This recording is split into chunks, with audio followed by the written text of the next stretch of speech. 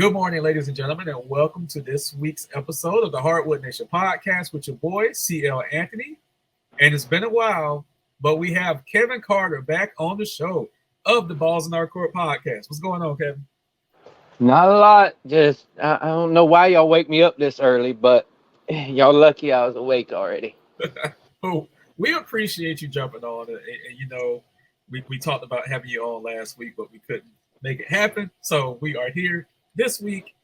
And just to set the stage for the last couple of weeks, we've had Joshua and Mike, formerly of Hardwood, on here breaking down this Brittney Griner situation. So I definitely wanted to hear your opinion for two things. You're a proud American and you're a veteran. Kevin, go ahead and shoot. I think it's all a bunch of just political nonsense, propaganda, stupidity, whatever you want to call it. That's what it is. Because, I'm just going to jump right into it. I know you wanted to hold off a little bit, but I read some of the comments and stuff that you guys were getting just for your takes on all this stuff. And people are ignorant about the process about which is going on right now. It's not about the drug laws for another country or anything like that. They found one small little thing that they could grabbed her on it because they knew she was a name in this country. She's a professional athlete. She had her say about things that were going on in this nation and all of that stuff. And they grabbed her as not really a war criminal, but they grabbed her as she's a big, gigantic bargaining chip now. That's all she is.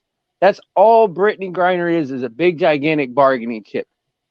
Look, the biggest thing is she's a professional athlete. Not that she's black, not that she's white. If a white person would have went over there and they were a professional athlete and they had weed on them, they would have done the same exact thing just for their leverage of trying to get their people back. This is what it's all about.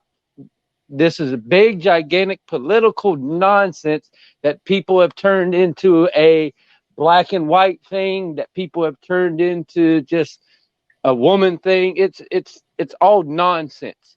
If you look into it deeply, all it is about is political nonsense and them trying to get back a war criminal for a basketball player and a guy that we've had stuck over there for however long he's been stuck over there. I will tell you one thing, though. If any other person would have been in the White House, she would have already been home because these people aren't scared of our president right now. These people look at him as a pushover, and they're trying to milk whatever they can out of him and out of all the people that we got in power, just so we can bring her back home, just so they look good. Right. It was when the story first started. Like, me and Bryce didn't cover it at all, and Joshua sent me a text and said, "Hey, have you guys talked about this?" And I said, "No." And so he offered to come on and talk about it. And him and Michael did a fantastic job for the 2 weeks that they were on. I mean, just fucking fantastic. When I first started hearing about it, it was from the standpoint of the disparity between NBA players and WNBA players as far as their salary. And I just dismissed that argument. I'm like, I don't want to hear about that. The girls didn't necessarily go over there just for money. They had been going over there since like the 70s and 80s because we didn't have a professional women's league in the United States until 1996. So they would go to Russia, they would go to South and Central America to continue their careers after college. That was the genesis of the girls going over there. So I dismissed that argument altogether. We know the WNBA doesn't make as much money as the NBA, therefore the salaries will never be the same. That's nobody's fault. Nope. Then we got into the political aspect of it, and I'm like, okay, it might be something there. You know, Russia's holding our hands to the fire, trying to get some stuff back. I'm like, okay, I can go with that. Then we got into the racial component, and I'm like, okay, I do agree that I do think there's some of that to it. And Bryce was the first one that brought it to me. He's like, Cam, I'm seeing some racial stuff here. And I said, okay, well, if you feel comfortable about it, we can talk about it on the podcast, which we did. And then we had the comments hit, and it just validated what Bryce said. So I thought it was hilarious. I thought the whole thing was hilarious. Oh, and when I read the comment, when I went back. You told me yesterday or the day before, go read some of this stuff. And I read some of. I'm like the ignorance of some Americans that we have it. Like you can see the divide in this country about any little thing, Right. because they automatically go, look here, look here, look here, look here, look here, look here. You're not allowed to call somebody racist and then call somebody a blackie. I'm sorry, you can't do it, because then guess what that does to you, you imbecile? That shows how racist you are. Ignorance is bliss in some people. That guy must be living the most blissful life I've ever seen out of anybody in this world, because that is the most ignorant thing that I've ever seen. And guess what, Mr. John Doe? If you want to say anything to anybody, you could definitely come say it to me. because I'll put you in your place. I'll let you explain where you're coming from, and then I'll put you in a place that you needed to be coming from. Because that, my friend, was the most ignorant statement anybody has ever made. You can't go. That's like going, I'm not racist, but as soon as you put the but in there, guess what? Hey. You're racist, dog. It was great. I even posted. I joined the Hardwood Nation joined True Social at his inception, but I never posted anything on it. So Joshua was like, "You might want to check it out, but you might not like it." I was like, "Well, let me give it a shot." So I posted some stuff on True Social just to see, just to rouse some people up.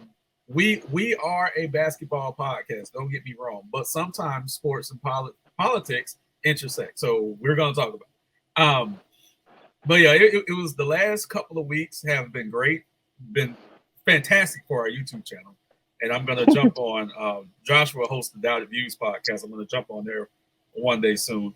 But do you think, considering the very small amount of whatever it was, THC she had in the vape cartridge, do you think, despite the fact that she did break a law, do you think the 9 years was extremely excessive and for political gain only?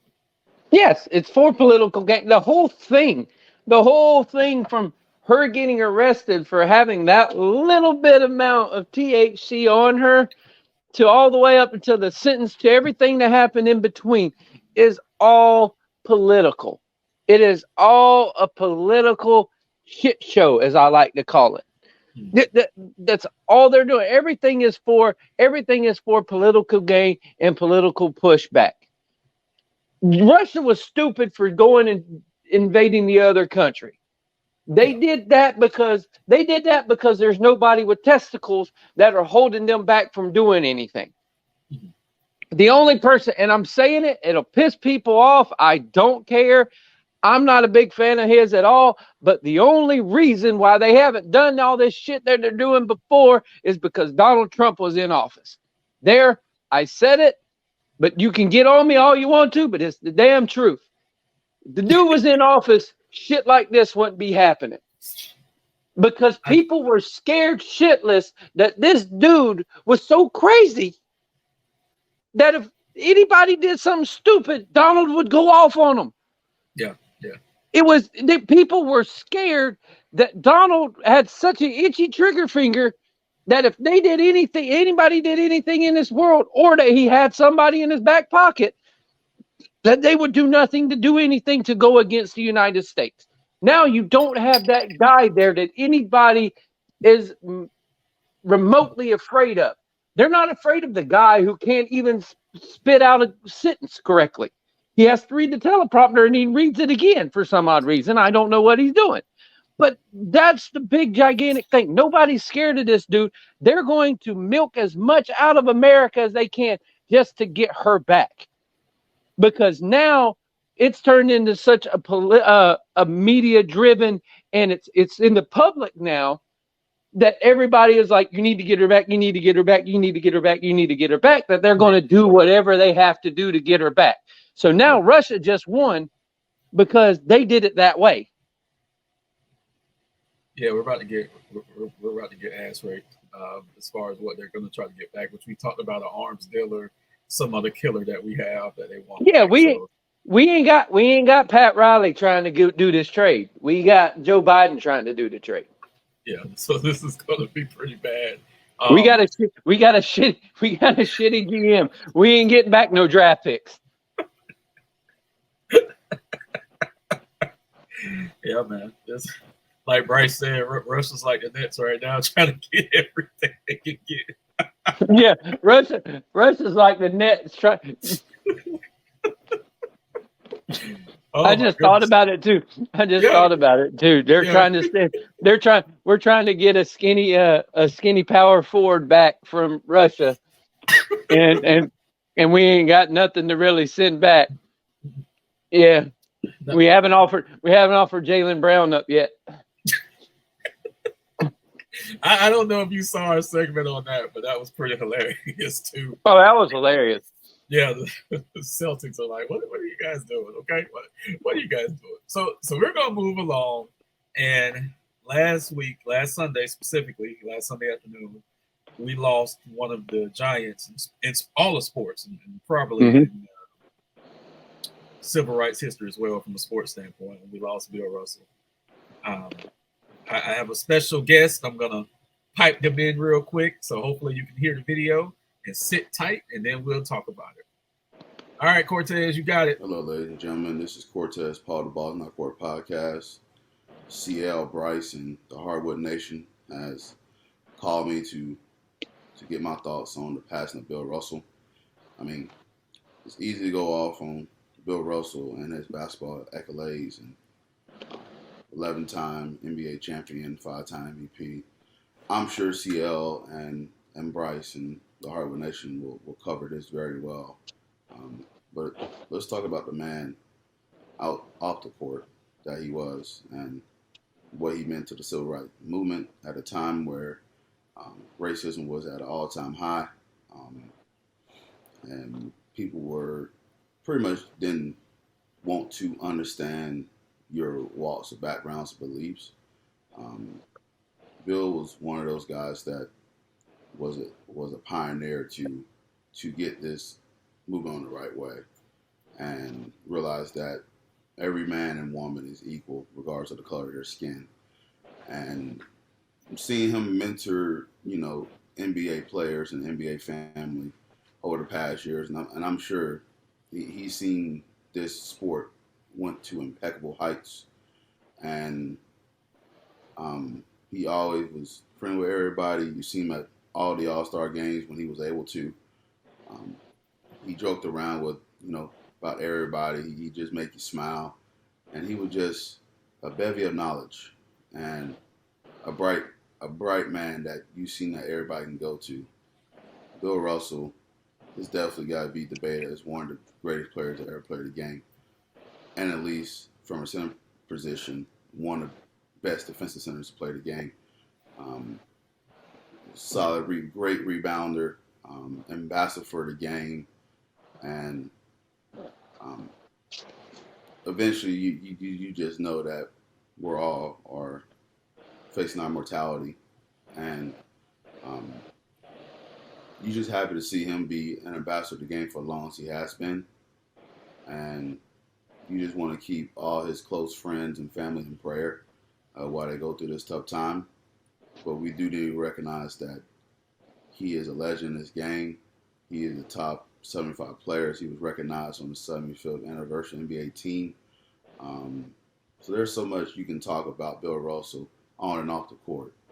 And I keep it short because I know CL and Bryce will go over his legacy more in detail.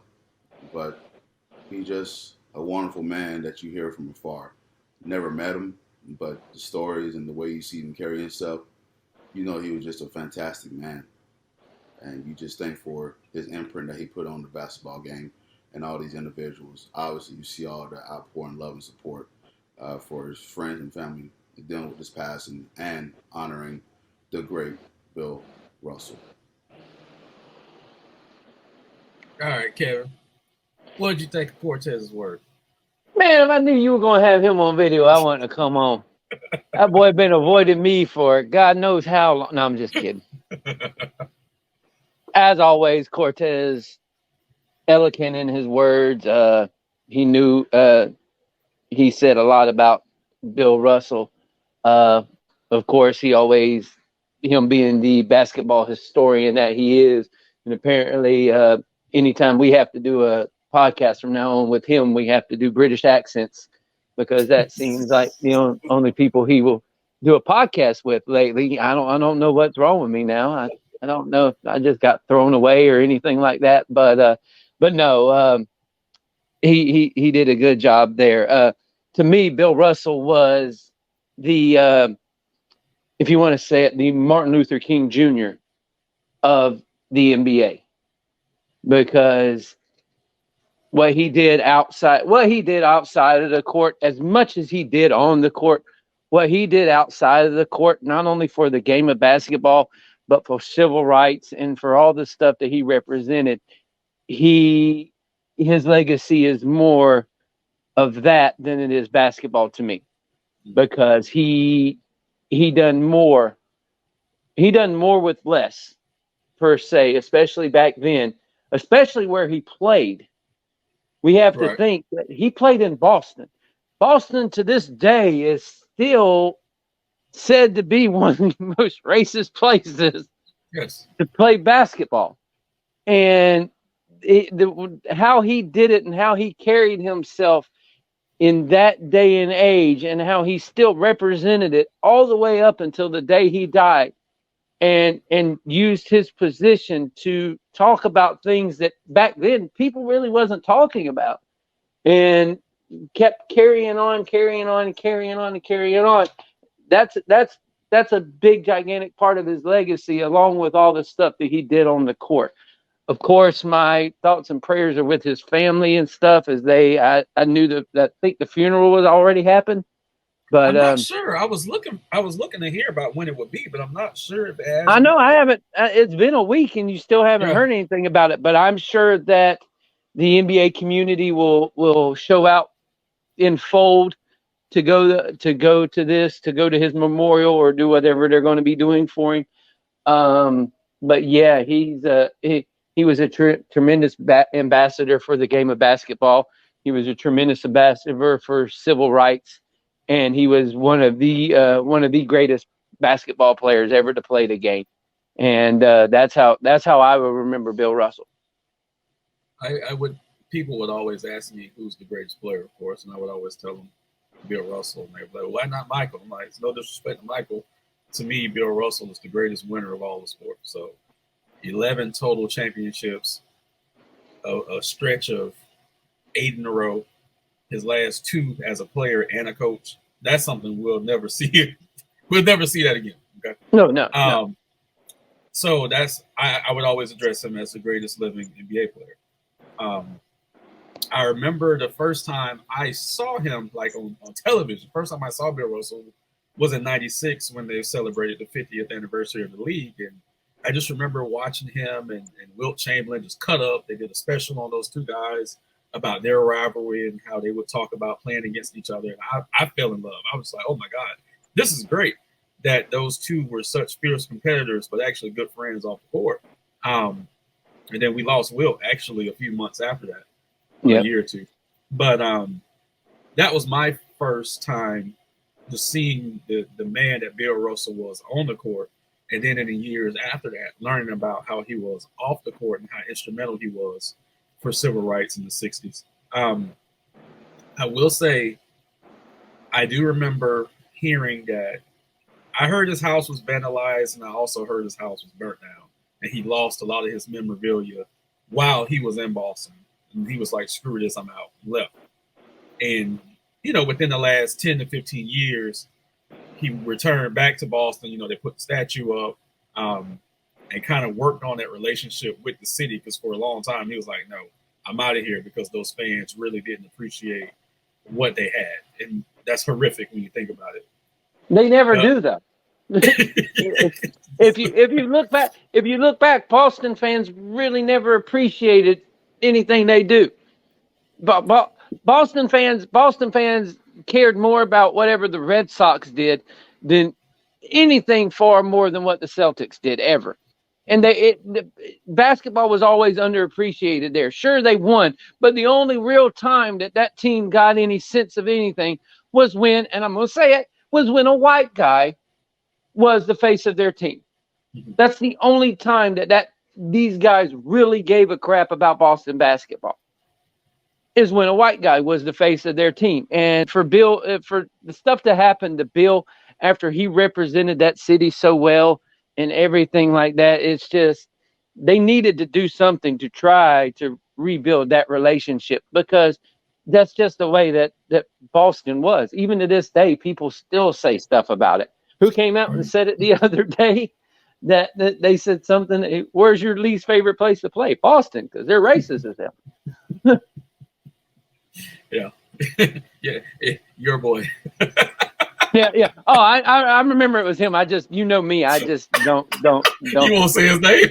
No. He is ye shall not be named. Yeah. I used to be that way with another former Heat player, Eddie Jones. I was always so disappointed at Eddie Jones for years. I would never say his name for years. Never do it. I'm disappointed in him, because the stance he can take on so many things, he doesn't do it.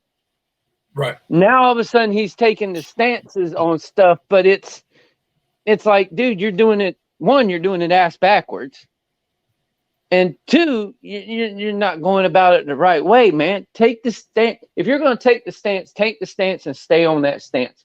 Don't continuously jump around just because of other things that you've got going on that you want to stay going on that people are still going to do.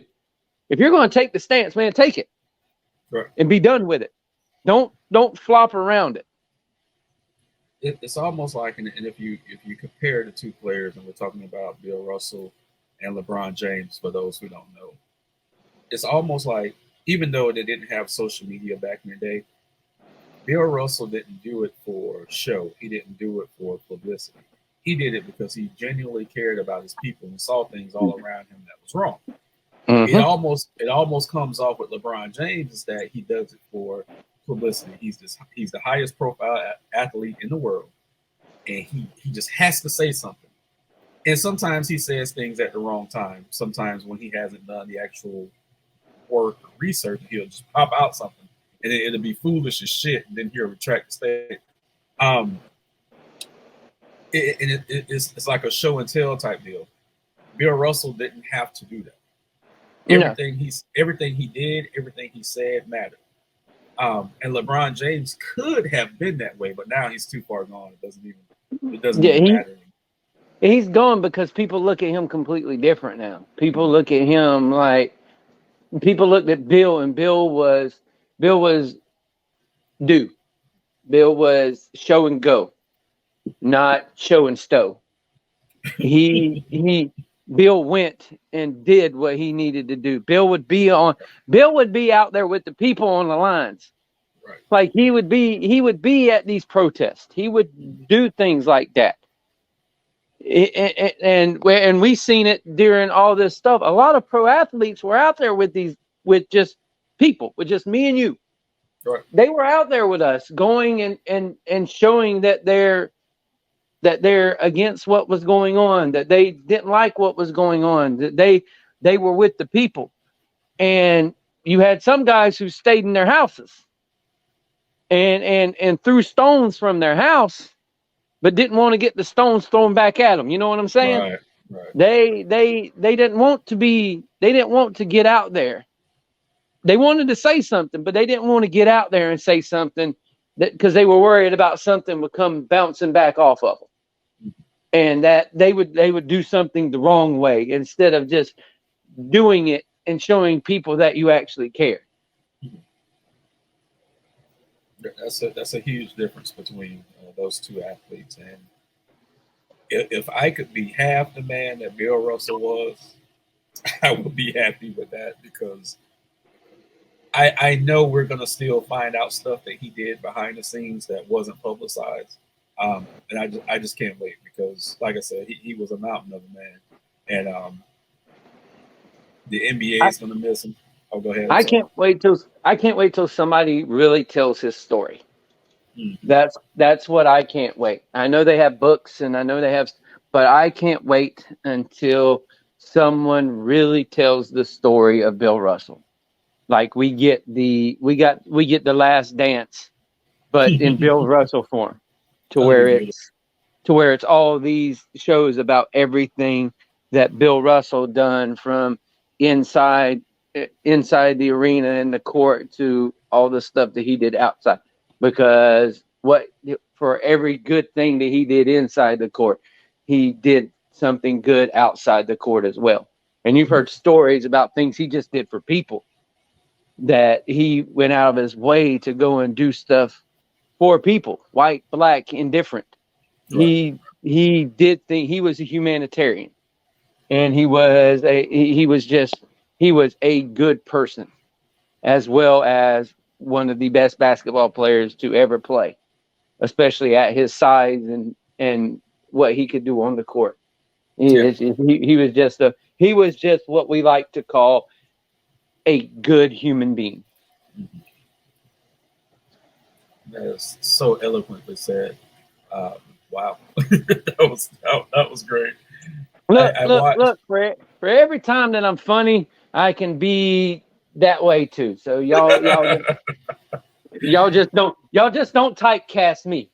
Look, I watch Chris Bouchard's and Rob Parker's podcast. I can't think of the name of it right now, but one of those guys said, as great as Bill Russell was, which again, greatest player ever, how much better could he have been if he could have just played basketball and not had to worry about all the racism and all the other stuff that was going on? It was like, how? That's the thing, man. That's the thing. People don't realize that the total. Think of, okay. Here's a perfect example. Think about Jackie Robinson. Jackie Robinson, for how great that man was, had all of that weight put on his shoulders. Right. If Jackie Robinson didn't have all that weight on his shoulders, he would have been 1,000 times better. These guys were not only weighted down with the pressures of being good on the field or on the court, but these guys were also put with the pressure of being the first black guy to play basketball, being a black man to lead the team in Boston, and having all of this stuff go on during this time in this country when black people really were hated. Like anywhere you went, there wasn't really a lot of places that black people could go back then that would accept them with open arms, except into their own community. If they went outside of that community, they wasn't accepted. So you got to think, all these black athletes that played back then, even when they go to college or whenever they went to, if you were the first black guy to do anything in a sport anywhere, you had so much pressure put upon you and thrust upon your shoulders that if you didn't have that pressure, you would have been 10 times better than you were. And these guys had a community on their back, per se, that they were the ones that were representing the black community. They were the ones that whatever they said, whatever they did and everything like that represented a whole group of people. And I couldn't imagine the pressure that these guys were under with all of that on their backs. And I give kudos to every single one, not just Jackie and Bill, but every single guy that was the first black guy to go and do something wherever they went and done it at, because they had the whole pressure of the whole entire community on their backs.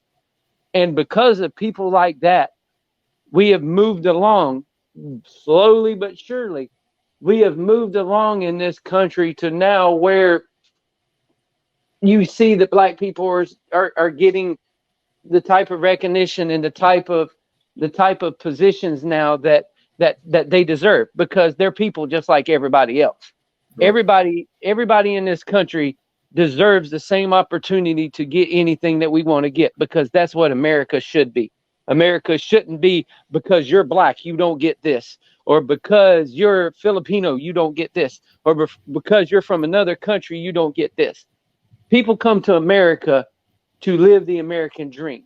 Black, white, green, yellow, purple, any color should be able to come here and not have to worry about what people are going to say just because they're a different color, a different race, a different creed, a woman, a man, woman, woman, man, whatever. We should be living in this place to where we don't have to worry about these kind of things. But the fact is, we still have to worry about these types of things. And we had the guys like Bill Russell and Jackie and all of these other people to try to move forward. And we've moved forward, but we haven't moved forward enough. And we need more people to come out in a positive light, like they were doing, and stop with all the negativity of trying to fight negative with negative. We need to fight the negative with the positive. Just like all these people in these comment sections on YouTube and stuff. Why are you being so negative? Like, this is why we are at the place that we're at. Because people are so negative. There's a couple of things you should be negative about. If you don't like the other person's sports team, be negative as hell about it. Because that's what sports is about. If you don't like a movie, be negative about it. You can be negative all you want to, but don't bash somebody because they like something else. We have these outlets that we can use just to have fun with each other and to get on to each other. But we don't need it in everyday life just because somebody is a different color than you are. Mm-hmm. Come on, it's not worth it. It's not worth it. Would you have? I'd rather us have fun because somebody's a Magic fan and I'm a Heat fan and they sucked for a decade and I can make fun of them. So people make fun of me all the time. I'm a Jaguar fan, for God's sake. So like just enjoy each other. If we enjoyed each other more, this place would be such a better place. Yeah. But the fact is, we just don't enjoy each other anymore because people are going to be. The bad part is we had so many generations just move their anger down. That's it. To generation to generation to generation to generation, that nobody has put that stopgap in between there to where you're like, you know what? Stop this shit. Right. You just stop this shit. Like in my family, you had generation to generation. They went hunting, they went fishing, they did all that stuff, and you could tell that it was. Then you came to me. I played basketball. I played football. I had more black friends than you could count. And people in my family were like, well, you play this? Well, ain't that a black person sport? And I'm like, yeah, and I'm really good at it. So now it's a white person sport too. I'm like, y'all just need to learn to appreciate things. Like, don't get mad because I'm playing this and I have a lot of black friends. Why are you getting mad about it? It's not your life. It's my life. Let me live the way I live and stop trying to rub yourself off on me. And when we can get to that generation that puts that stopgap in there, the world will be a better place. Yeah, absolutely. Absolutely. It's funny that you brought up the Heat because we're going to have an old school Heat Lifers segment. Let's go. I got to ask you. Okay. What in the world is going on with this roster right now? What do you foresee us going into the season as? It befuggles me because it seemed like every non-move that we made has been, okay, we're going to see what's going on with KD. That's what every non-move has seemed to be. Like, look, they're putting their eggs all in that one basket. They're not even in the Donovan Mitchell basket anymore. I don't think they ever were. I think they put all their eggs in this KD basket because from what I'm hearing now, KD has got that Heat syndrome to where, look here, it's every time he meets with the Nets, he's like, send me to the Heat. Well, we don't want all them white guys back. I'm sorry, KD. We don't want all of them back just for you. So it's just one of those things to where they're in that holding pattern. But when you get into that holding pattern, you lose out on people. Like we Right. lost out on a few guys they can bring in to play small forward because right now you don't have one. So you're going to go to guys that we already got on the bench? I'm not looking forward to that. Kyle Lowry's now all of a sudden trying to get skinny because he didn't realize that he needed to be that last year. He trying to get in shape now. Dude, man, you should have known when you were coming here that you were going to have to be in shape.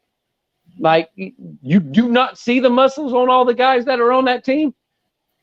The only thing worse than Kyle Lowry's out of shapeness is that shitty tattoo that Tyler Hero got on his chest. No work, no check.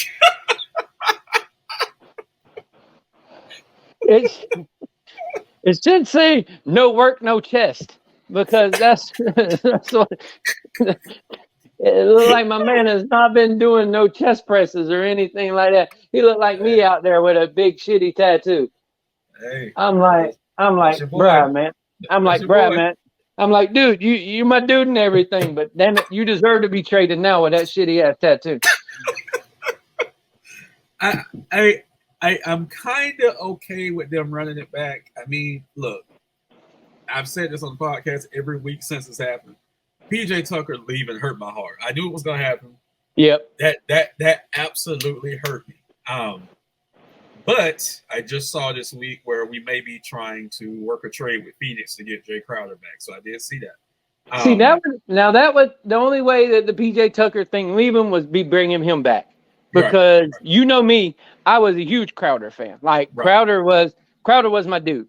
Like, if we can't have PJ Tucker, I want Crowder because they're almost interchangeable. I think I said that when we lost him and then when we brought in PJ. I was like, those guys are interchangeable. They're almost the same dude. Except Crowder didn't foul as much as PJ Tucker did. But they're you get what I'm saying. They're almost the same dude and they fit what they need to do. So if they bring him back, that'll be perfect because they're dragging out this KD thing as much as they can until that point. And then once that point hits that they're going to be like, okay, we're not going to be able to get him. Then they're going to switch over and look to a different lane. Yeah, that's why I feel like we haven't given Tyler the extension yet because they're trying to save that for Brooklyn to make the monies match up. So they don't know exactly how much to give him to make the monies match up for potential. The holdup is you can't put Bam in any deal. That's the big gigantic holdup, and nobody's going to take Ben Simmons in anything. Right. Nobody's going to trade you a bag of Cheetos right now for Ben Simmons. Like that's the big gigantic holdup. And really, if you send Bam away, KD wants to play with Bam and Jimmy. Those are his big two that he wants to play with. It's insane because, first he said, Phoenix and Miami, and I'm like, Phoenix is not going to gut their team right now for Kevin Durant, and they effectively came out and said that. Then Boston kind of eased in there a little bit, which still doesn't make sense to me. And I'm like, well, maybe Boston would do it, but I think Brad Stevens would be an absolute fool to make that move. And so now it looks like that's not going to happen. So you still have Miami lingering there like, please, just please, we'll do anything to get him. It's like, Brooklyn's like, y'all don't have shit we want. Here's the thing with your comment section on YouTube too. Dude, Jaylen Brown is not the second best shooting guard in the league. Please do not ever write anything like that again on the comment section. Thank you very much. If he was the second best shooting guard in the league, guess what the Nets would have done? They would have traded Kevin Durant. So you know what that tells me? That he's not. He can't handle the ball at all whatsoever. When he dribbles, you're like, oh, there's a steal. No, dude. No. Please recant whatever you just said on that thing under this show. Please recant your stupid Jaylen Brown is the second best point guard or second best shooting guard in the league. Thank you very much. I would definitely appreciate it. Yeah, that was a long comment, and I think he was butthurt too. But the comment made my head hurt The whole comment, like reading it, made my head hurt. See, these are the things you should argue about, not over color and everything like that. Argue over that somebody put that Jaylen Brown was the second best shooting guard in the league. That's what people should be arguing about. Yeah, he's good, but he's not that. It's like when people said James Harden was better than Dwayne Wade. Get out of here, people. Not doing it. Not wasting my energy on it. Even though Boston had a lot of help, and I don't think me and you have talked since the Eastern Conference Finals. Boston had a crap ton of help from the NBA in that series, and it was painfully obvious what they were trying to do. I still think they're a championship contending team, and I think they need to keep their core together. I don't think they need to blow that up to get Kevin. No, hell no. Yeah. No. And I do believe Jaylen Brown was a bit upset because there were slight trade rumors at the beginning and mid-season before they went on their run, and now we have trade rumors again, and he's just like, what the fuck? Like, what do I got to do for this team to value me and appreciate me? So dribble. That's what you got to do. learn to dribble without the ball getting taken away. So it's going to be interesting to see how he comes into the season for the Celtics. If he's disgruntled, man, if he's disgruntled, they're going to have some stuff on their hand. But he shouldn't just be disgruntled. Marcus Smart has been thrown up in how many trade rumors? Yeah, a lot. Yeah, I don't know why Boston would even put anything out there when you just went to the finals. Right. With a young core. It ain't like you went to the finals with old people. Right. You have a young core that you shouldn't even put anybody's name out there in trade rumors for anything because these guys are so young and y'all are going to be that way for a good while. So just keep the core going, and y'all made that big gigantic run last year. People are already thinking you're going to make it again this year. Keep the core together and go after it. Malcolm Brogdon on that team is a huge upgrade.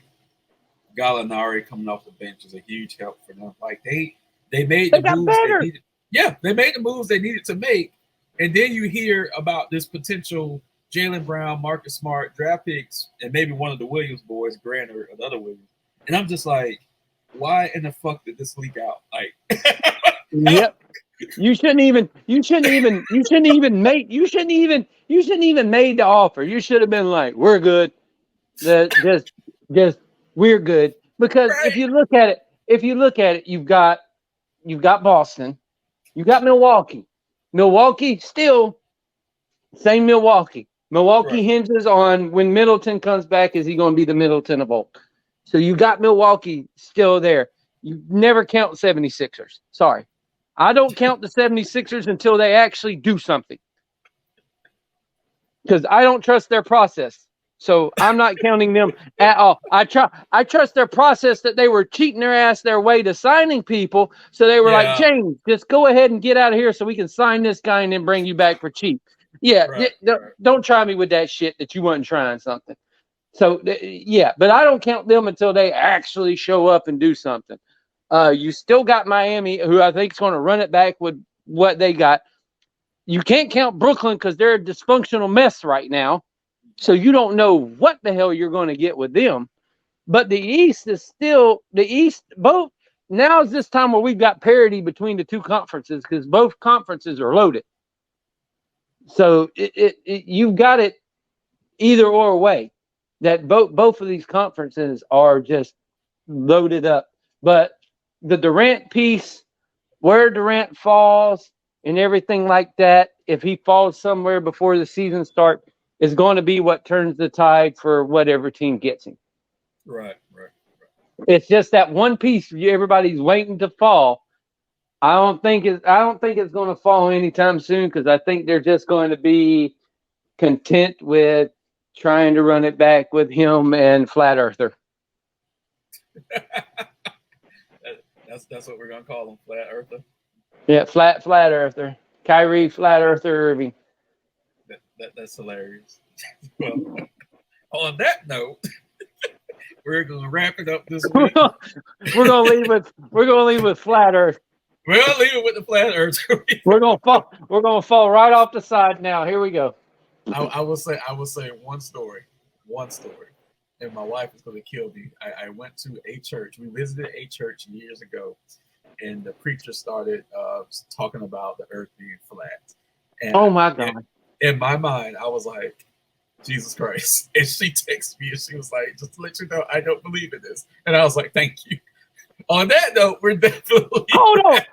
No, time out. We're not leaving on that. Hold on. You went to a church where the preacher of this church who reads the Bible literally thought the earth was flat. Yes. I would have got up. Now, this is just me.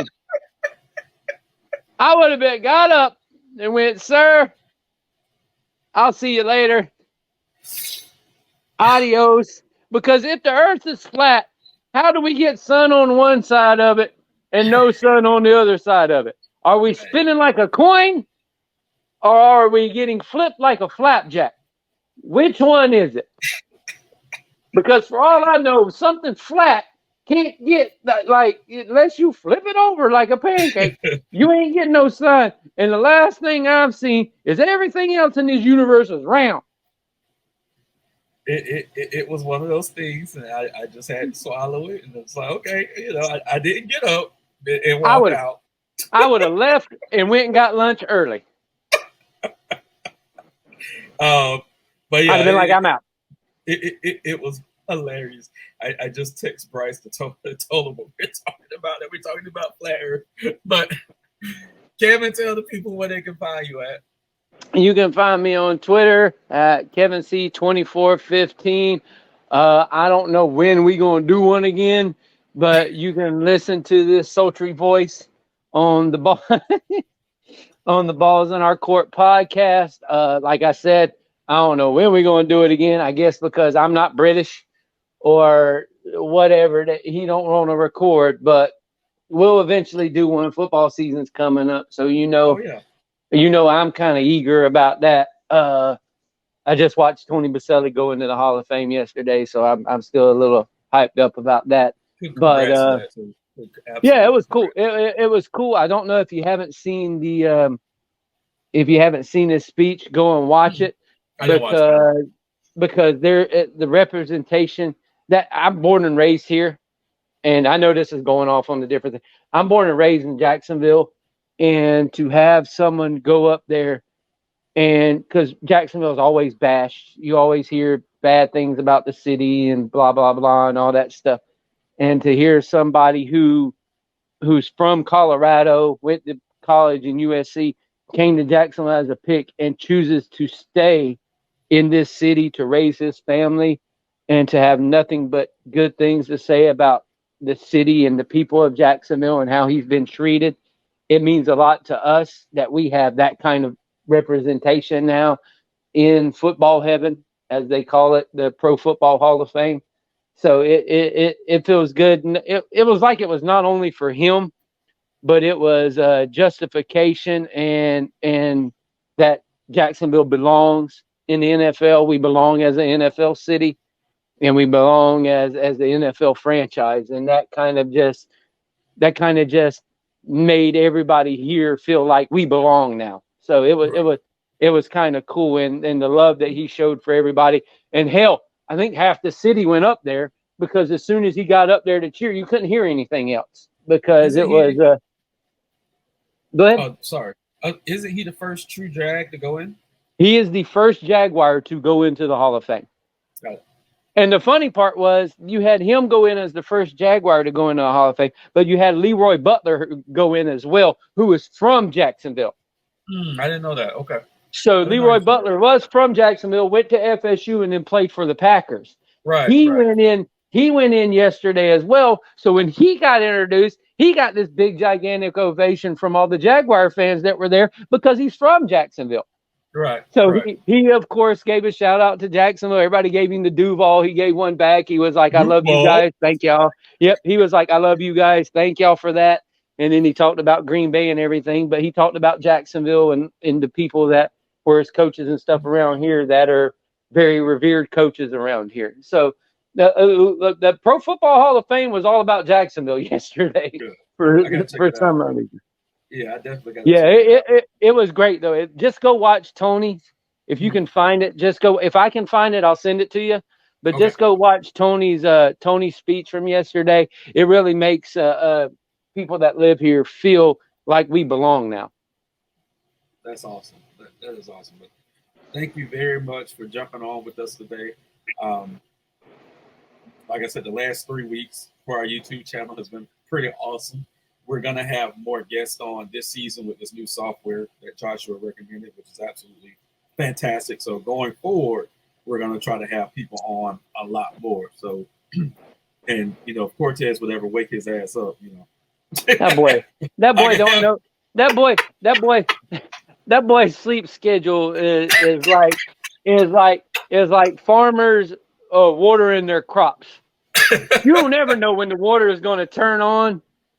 You uh, just know you just know it's going to turn on at some time, and eventually you may be able to get a hey, what are you doing? right, right. It's like, God damn it, boy, wake up. So again, that's gonna be it. Thank you, Kevin Carter of the Balls in Our Court podcast, for jumping on with us. And we will see you guys again soon.